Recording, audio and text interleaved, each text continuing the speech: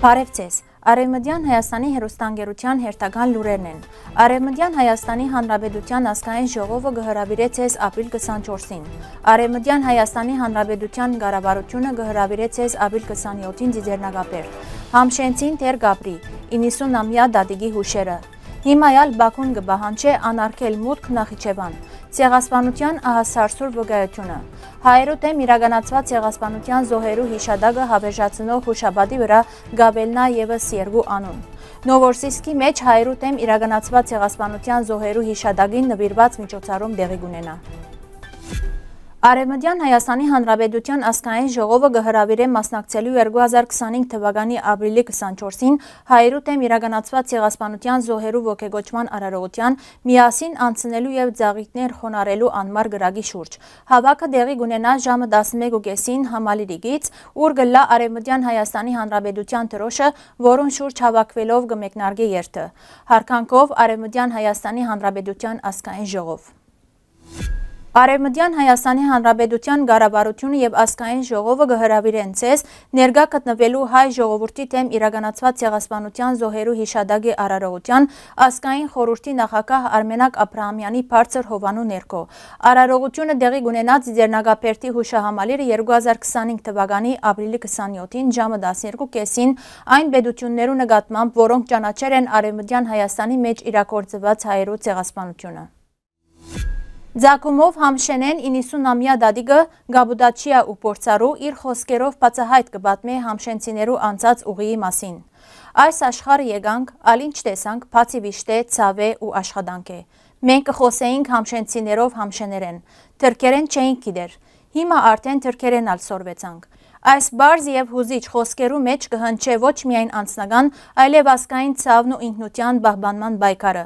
Դադիկը կհիշե այն ժամանակները, երբ իրենց մայրենին համշենի փարփարը առօրյա կյանքի միակ լեզուն էր։ Սակայն ժամանակի ընթացքը, pedagogan քաղաքականությունները ու վախերը ստիպեր են համայնքին գործընծնել մայրենի լեզուն, դեղը զիջելով օդարին։ Թեև համշենցի փարփարը ունի արևելահայերենի եւ արևմտահայերենի հետ բազմաթիվ ընդհանրություններ, այն իր յուրահատկություններով երբեմն դժվար հասկանալի է սովորական հայախոսներու համար։ Սակայն այդ լեզուն հստակ կհիշեցնե համշենի հայությունը ողջ է, կխոսի իր լեզվով ու թեր կգրե իր մշակութային թիմակիցը։ Բաքուն Երևանեն կպահանջի անարգել մուտք Նախիջևան։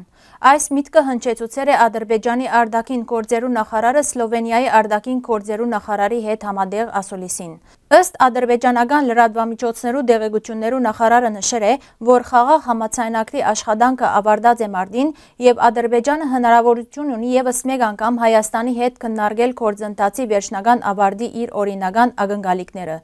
Ես նշեցի Արևելյան Հայաստանի սահմանադրությամբ Ադրբեջանի նկատմամբ տարածքային պահանջներու վերացման անհրաժեշտությունը, ինչպես նաև Մինսկի խումբի վերացումը։ Սահմանազատման գործընթացը կշարունակվի, բայց հաղորդակցություններու բացման հարցը դեռևս լուծված չէ։ Միտքերու փոխանակում տեղի ունեցել է նաև այն մասին, որ անարգել մուտքը Նախիջևան դեռ չէ ապահովված։ Քննարկվել են ազատագրված տարածքներու վերականգնման եւ շինարարական աշխատանքները, ինչպես նաև ագաններու վտանգը, որը այս գործընթացներու ամենալուրջ խնդիրներն է, թվարկել է Բայրամովը։ Այսինքն ըստ էության համաձայնացնելով պայմանագիրը Բաքուն որոշել է նոր պահանջներ առաջ քաշել։ Անիգա ըստ շարքը փորձագետներու գլա խաղաղ պայմանագրի ստորագրումեն ընդհանրապես խուսափելու համար։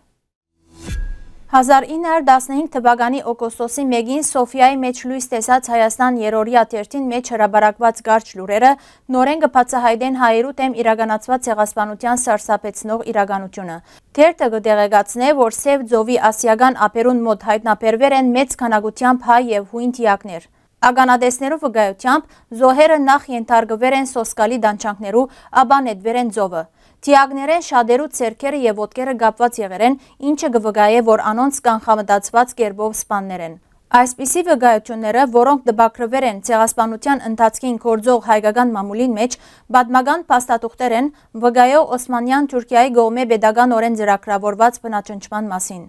Այս մութ էջերը պետք է հիշվին ոչ միայն որպես զոհերու ցայն, այլ նաև որպես արդարության պահանջ ժամանակակից աշխարհի համար։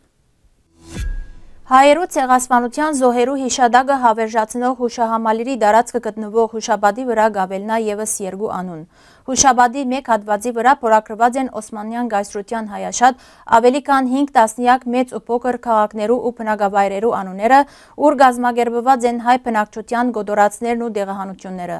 Հայերու ցեղասպանության թանգարան ուսումնարանի հիմնադրամի դնորեն Էդիտակ Զոյանը նշեց, որ շուտով այս շարքին գավելնա Ռաֆայել Լեմգինի անունը։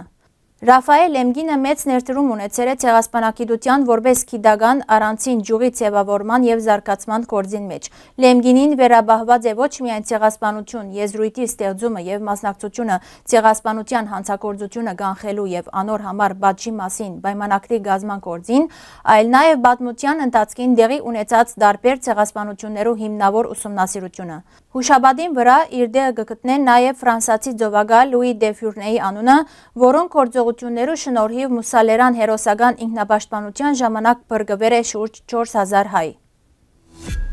Ապրիլ 24-ին Նովորոսիսկի Սուրբ Գրիգոր Լուսավորիչ հայկական եկեղեցին մեջ տեղի կունենա միջոցառում նվիրված 1915 թվականի հայերու դեմ իրականացված ցեղասպանության զոհերու հիշադակին։ Այս մասին կհայտնի Նովորոսիսկի հայկական լույս ընկերությունը։ Հիշադակի արարողութենեն վերջ ծաղիկներ կխոնարեն։ Սիրելի հայրենագիտներ, այսօրվան համար այսքան ենք նախադեսած։ Շնորհակալություն ձեր ուշադրության համար։ Լավ մնացեք։